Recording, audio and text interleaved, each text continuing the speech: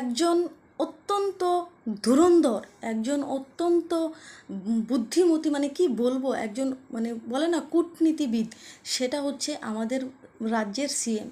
আর তার সাথে বুদ্ধিতে পাল্লা দিয়ে, কূটনীতিতে পাল্লা দিয়ে ডাক্তাররা, জুনিয়র ডাক্তাররা যে আন্দোলন বা যে সভা করার চেষ্টা করেছিল, সেটা কিন্তু সফল কখনো হয়নি, সেভাবে আর হবেও না। তার কারণ হচ্ছে উনি কখনোই যে সমস্ত সব কিছু সাদাসিধেভাবে মেনে নেওয়া বা বুঝে নেওয়া, এটা কখনোই হবে না। তার কারণ যে এই যে বলা হয়েছিল, কখনো কি বলা হয়েছিল যে বিনীত গোয়েলকে এই জায়গা থেকে, এই পোস্টিং থেকে সরানো হোক এবং তাকে অন্য পোস্টিংয়ে দেওয়া হোক? এটা কি কখনো কেউ আন্দোলনরত কোনো ডাক্তার বলেছিল? আমরা বাংলার মানুষকে এটা চেয়েছিলাম? আমরা কিন্তু এটা চাইনি।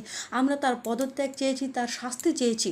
পদত্যাগ বলতে তাকে পদ থেকে সরিয়ে দেওয়া, মানে তার কোনো কর্ম থাকবে না, এমনকি তার শাস্তি চেয়েছি। কিন্তু যারা যারা যুক্ত তাদেরকে সুন্দর সুন্দর পদে অন্য অন্য জায়গায় ট্রান্সফার করে দিলেন, বা দফা রফা করে দিলেন।